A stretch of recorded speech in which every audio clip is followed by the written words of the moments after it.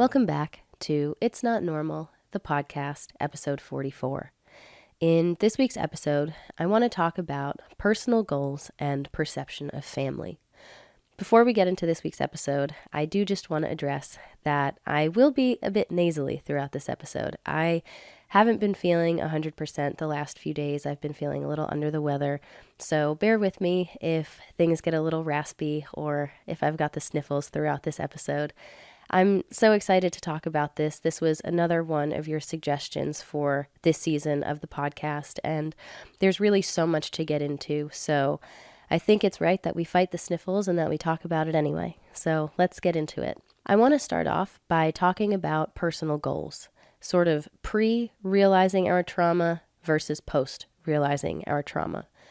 And when I was a kid, I would say up until around age 15 or so, my second half of high school was when I sort of leaned into my friend group a little bit more, and I was starting to taste independence, I think, for the first time. But up until that age, I think my personal goals, they looked very good on paper. They were very sort of traditional, communal almost. I think they involved my family and what they wanted a lot of the time. They, looking back, felt more surface level. I think I had certain academic goals. I always wanted to do well in school. I would enter into different competitions. I think I always pushed myself in that way, both because I enjoyed a challenge and I felt like I was capable of it. And also, I think because I knew that excelling in that way would make my parents proud. And that's nothing new, sort of craving our parents' approval, wanting to make them proud. That was of paramount importance for me throughout my childhood. And in terms of sort of bigger life goals, I always thought that I would grow up to live a life similar to that of my parents. I would grow up and get married and have a family, have kids. I thought I would be working for an interior design firm in Manhattan, just sort of very traditional. And I always thought that I would stick around and stay close to home so that I could be around and take care of my parents as they got older. And so that always kind of felt like my path. That seemed like what my goals were. And what's interesting about this, looking back on it now, is the difference between internalizers and externalizers and how that relates to personal goals. In Adult Children of Emotionally Immature Parents, Lindsay Gibson talks about how externalizers tend to look for things in the outside world, things outside of themselves to change in order for their personal lives to get better. And so I think it's common for emotionally immature people to be externalizers. They're kind of looking for these external factors or circumstances to change. And if or when those things do change, then these other aspects of their lives will kind of follow suit and fall in line and things will be better.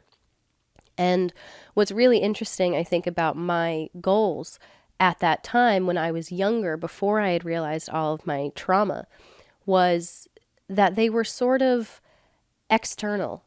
They were a job. They were a family, having kids. They were moving out and buying a house and sort of these things outside of myself that I thought would have informed my personality and the way that I felt about myself, how successful maybe I felt. And I think that's really sort of an interesting connection to have those sort of personal goals while also being raised by an emotionally immature parent who displayed similar characteristics to that of an externalizer, where if things weren't going well, it was always someone or something else's fault.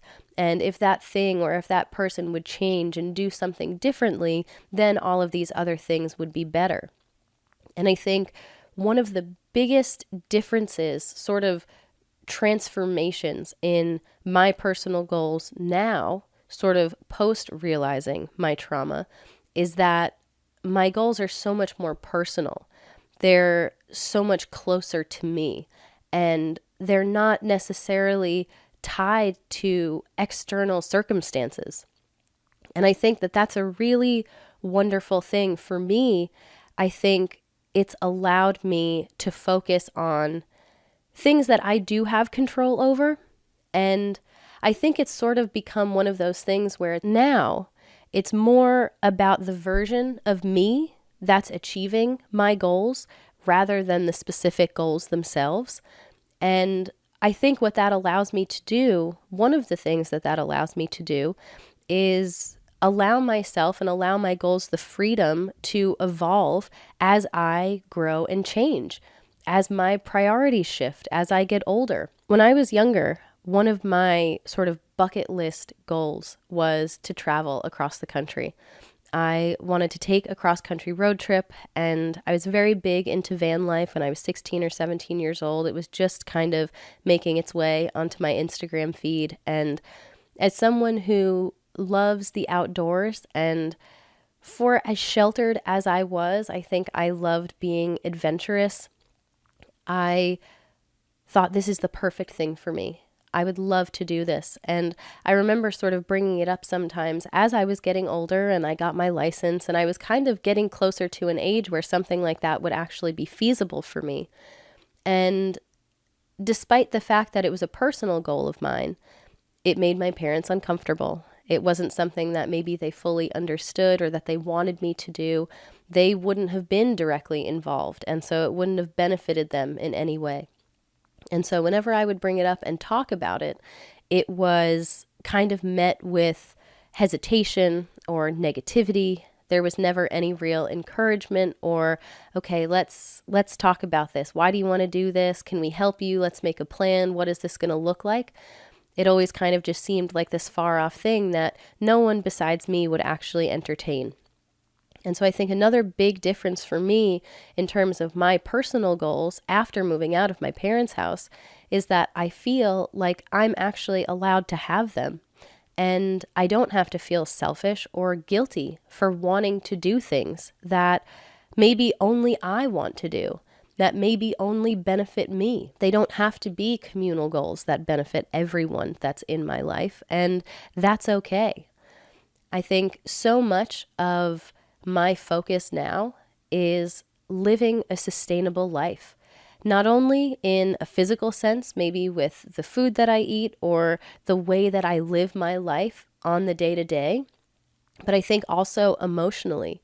And that is one of the reasons that I'm so committed to this healing journey and to understanding more about mental health and my trauma, because I want to be able to face or approach any kind of situation and to feel grounded and to feel confident in my ability to face it and to process those emotions.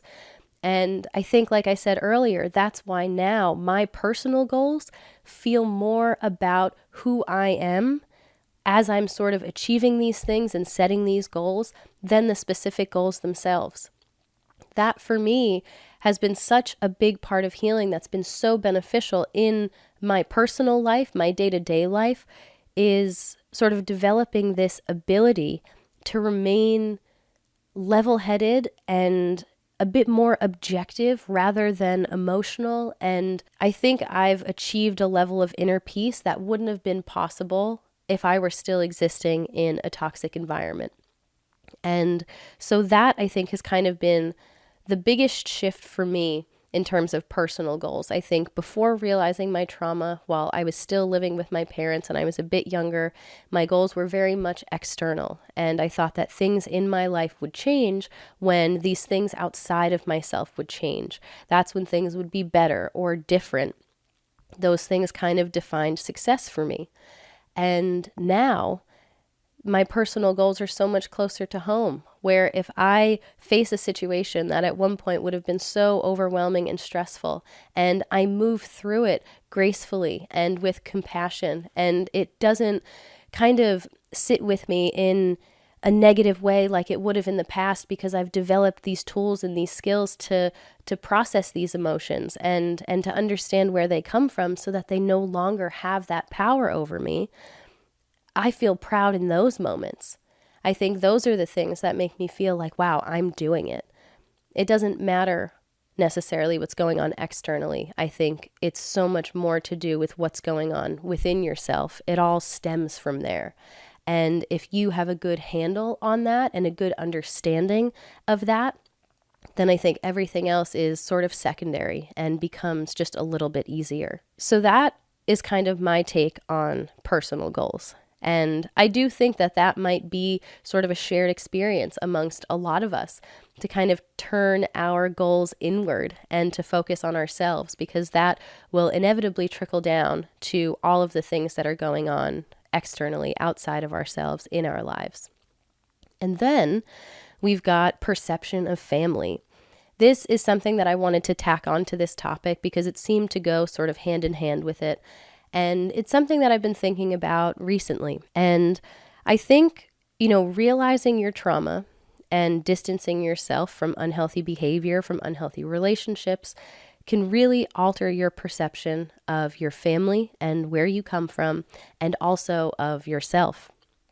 For a long time, one of the things that I think is so interesting, not only about emotionally immature parents, but I think more specifically narcissistic parents, about a narcissistic person in general, is how charismatic and charming they can be to people outside of their immediate family. On the surface, they are so social and fun to be around. They are talented in certain ways, and they know how to sort of get on someone's good side and to have a conversation flow really easily. Maybe they remember things about people to make them feel special, or they go out of their way, sort of above and beyond, to do a favor for someone. And for so long, I felt like in my young life, my family was sort of this picture perfect family in my community. I felt like a lot of people knew my parents, they knew my siblings. My parents were very involved in the community when I was younger. And, it was one of those situations where so many people, teachers and peers alike, would tell me how much they love my parent and how lucky I am to have parents like I do. And we've talked about that and how that can sort of contribute to the confusion that you feel as a child when you're being told how lucky you are and how amazing your parents are. And yet behind the scenes, there are a lot of things that are happening that don't make you feel very good. But I sort of felt like I understood my role in maintaining my family's image. I felt like I always had to do the right thing.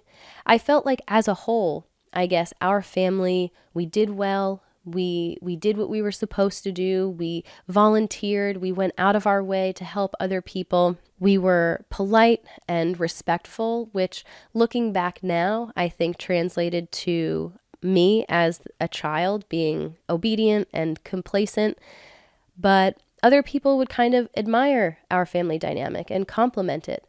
And so I felt like I had a certain responsibility, not only personally, I guess within my home life with my immediate family, but also in a bit more of a public or a social way to live up to these expectations of my family and to play my part in maintaining that image. And so I always went out of my way to do the right thing. I was well behaved in school and respectful of authority figures, of adults. I rarely, if ever, asked any questions or caused any problems. I was very much aware of my behavior and of other people's perceptions of me from a very, very young age. And I think this also kind of feeds into my perception of myself as I'm starting to kind of look back and reflect on this at this time in my life as an adult myself, knowing what I know now.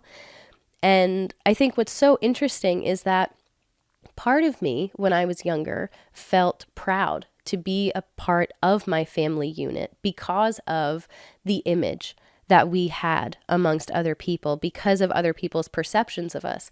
I remember feeling like I was kind of proud of where I came from because, I come from a good family and we do the right things. And, we were kind of admired by some people or complimented by some people. And I wanted to fit into that. I wanted to play my part, I guess. And I felt like because that was where I came from, that I had the ability to do that. This is a part of me. This is who I am. And I think what's really interesting is that my narcissistic parent would praise me consistently. And not always. I say consistently because it was when I was on my parents' good side. It was when I was doing things that my parent wanted me to do or saying things that my parent wanted me to say. And as I'm sure a lot of you know, you learn very quickly that it feels much better to do what your narcissistic parent wants versus doing what you want to do and risk upsetting your parent. You learn that very quickly, as did I. And so I think so much of my behavior and my personality became molded to my parent. I think I was consistently mirroring them, and I was consistently getting positive reinforcement when I would do those things. And so that just sort of reinforced that behavior and made it that much more of a normal part of my life, of my day-to-day. And it feels great. It feels great when you feel like your parent is proud of you, like you're doing well, when they're complimenting you and telling you that, you're smart or that you're capable or whatever it might be. And for me personally, I was picked on throughout school. I was bullied throughout school. I think it was partially to do with my social isolation. I think it was partially to do with how fearful I was of making mistakes and how that sort of fed into my academic performance, and always sort of being at the top of my class and respectful of my teachers. I think I very much had the teacher's pet kind of reputation. And so I think for me, a lot of that praise that I would receive from my parent, I might have used as almost a coping mechanism for bullying, because I wanted to believe that I was a good person. And, in school, I didn't always feel that way. As a result of my peers, I think I was respected by my teachers and I really enjoyed our relationships. But when it came to my peers, I didn't feel that camaraderie. And so I think for me, it was kind of a way to be like, I don't really care about what these people have to say, because I'm smart and I'm going to do all of these great things in life. And, I can do this, that, and the other thing. I was in the good graces of my parent. And, in hindsight, it resulted in isolation. I think there was a bit of favoritism even to gain my loyalty. And I don't think the way that you help a child who is maybe enduring bullying or is having a harder time socially is by trash talking their peers and by saying, oh, don't worry about them. They're never going to do anything great in life. You're so much better than they are. You're so much smarter than they are. I think that narrative was so consistent throughout my time in elementary school that it really drove a wedge between myself and my peers. But being in the position that I was in, not feeling that camaraderie, being picked on and being bullied, it truly was, I think, a way for me to cope. But looking back, I think it benefited my parent. And it wasn't until I was an adult myself that I was able to kind of look back at the language that was used, at the conversations, and understand that that is not the way to help a child become more social or to integrate themselves into friend groups or to help them cope and deal with bullying or being picked on. It was a way for my parent to manipulate me and to isolate me from people my age, from other family members, so that I felt like it was my parent and I against the world, so that this undying loyalty was kind of brought into the relationship. And, it's really unfortunate. I think as we kind of move through our healing journeys, coming to terms with something like this and altering our perception of our family and where we come from and ourselves, the person that we thought we were throughout childhood, can raise a lot of questions in terms of our sense of self and our identity. I remember thinking when I started kind of getting into this topic and reframing my perception of my family and myself while I was still living at home, was I really that person? Did I have all of these characteristics? Was I as good as my parents said? Was I so different from my peers? And I think what can be so challenging about asking yourself those questions is the direct connection maybe between a lot of the praise that you received and the positive reinforcement that you received and the manipulation of your parent. the ways that now, maybe as an adult who's a bit more informed, who has a better understanding of what's going on, you can see the motive behind those words and behind those actions. And I think, it's common for us to not remember every single aspect of our childhood, or especially, I think, being raised in that kind of environment when so much of our energy and focus is on another person, to really feel like we have a good grasp on who we were, on our personality and our characteristics throughout that time. I think so many of us sort of rely on our parents to tell us who we are, especially as we get older. I think a bit of a side note, but that is one of the really difficult things for me personally to reconcile in going no contact with my parents and just sort of coming to terms with the situation and not having the relationship with them that I always thought I would, is not being able to go to them, the people who were grown adults throughout my childhood, and be able to ask them, what was I like? And to hear an honest version of that. And so I think we're sometimes left to fill in those gaps as best we can on our own. And sometimes we can't. And so sometimes all we can do is kind of sit with what we know and start to form our identity and sense of self now. So it can be a really sort of jarring experience, I think, to go from, I was once a part of this family unit, growing up and feeling proud of where you come from and feeling like you have a certain standard or expectation to live up to and to uphold, to feel like you play a part in that. And that it's something that you're proud of because other people are, complimenting you. They're making you feel like this is something that you should be proud of. To now sort of realizing your trauma and understanding that so much of what you had grown accustomed to, so much of what you believed to be normal and that you were proud of, there's so much beneath that wasn't actually what it seemed on the surface throughout childhood. And so now it's like I'm not necessarily a part of this family dynamic anymore, and it's not something that I'm proud of. I'm almost proud to have distanced myself from this. And that can be such a shift to no longer feel that sense of pride from where you came from, and to no longer feel like you have a place or like you truly fit in with your family dynamic. It can almost make you feel like a failure, which I think, especially when you're going through a more challenging time, can be a really easy thing to just kind of accept and to tell yourself and to believe. Once you start to realize that, maybe your childhood wasn't as great as you thought it was. Maybe your parents weren't as great as you thought they were. It can prompt us to question and to ask ourselves, was I as great as I thought I was?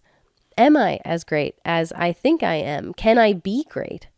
And I think it's so important to remember that you are not defined by what you endured in your past.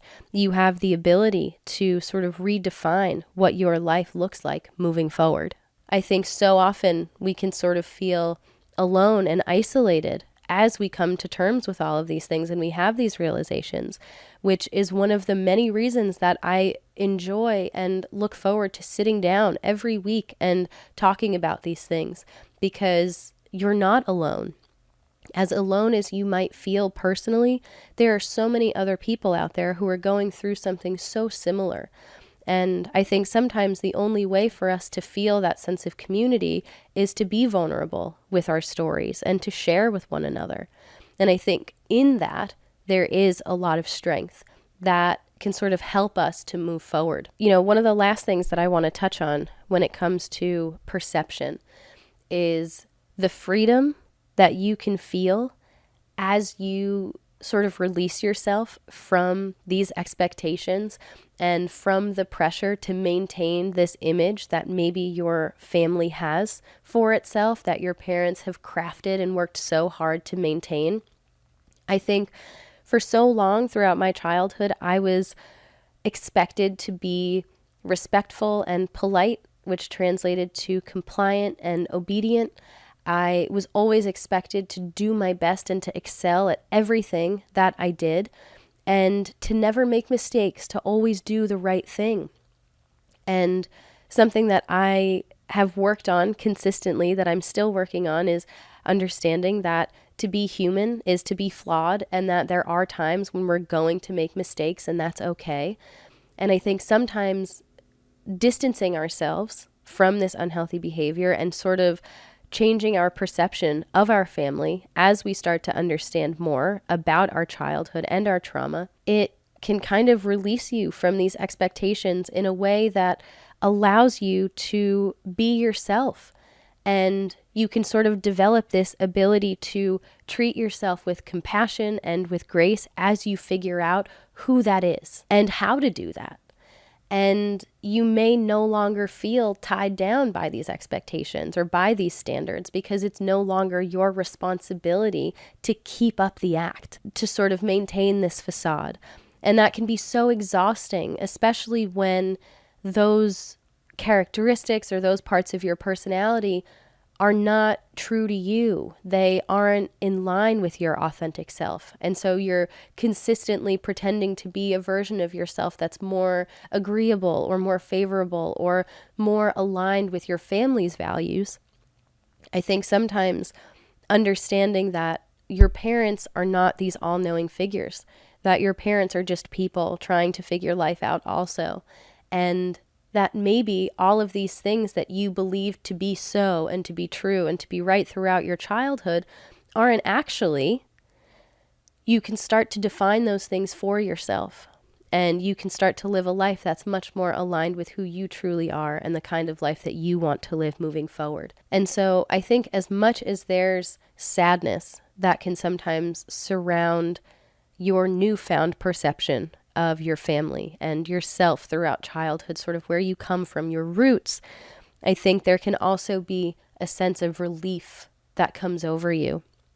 And for me, there's also been a bit of pride, I think. I think understanding the emotional immaturity that I grew up around and the unhealthy behavior that I was subject to throughout so much of my childhood, it makes me feel sometimes even more proud to be where I'm at now, because I am not continuing the cycle. I am not using my trauma as an excuse for bad behavior. I am using it as sort of motivation to be a better, more emotionally mature, self-aware version of myself and to live a more sustainable life. All the while understanding that I have faced and overcome so many challenges that there have been times, and there are still, where I feel like I'm playing catch up, but I'm overcoming these challenges in my own time, which again, I think is something so important to emphasize when it comes to healing from any kind of trauma, is that there truly is no timeline, and it is different for everyone. But I think as you start to overcome these challenges and to become more in touch with your sense of self and your identity and learn who you truly are, you start to feel proud of yourself and where you are, maybe not necessarily because of where you come from, but despite where you come from. I think that is a really wonderful thing, and I think that that's something that you should allow yourself to lean into, sort of recognizing that you might have had sort of a longer, more convoluted road than some, and how it might have been a little bit more challenging for you to get to a place where you feel like you should be at the age that you're at. But despite those challenges, you're here and you're doing it, and you're making a consistent effort to show up for yourself and in turn for the people around you. And every single one of us, I think, should be applauded for making that consistent effort, because it's really hard work and it doesn't really stop. So I applaud you for that. And with that, I think I'm going to be wrapping up this week's episode. If you enjoyed this episode, please be sure to like this video and subscribe to our channel on YouTube. If you're listening on Spotify, please be sure to leave us a rating. I will be back next week, hopefully not sounding quite so under the weather, with another episode of It's Not Normal, the podcast.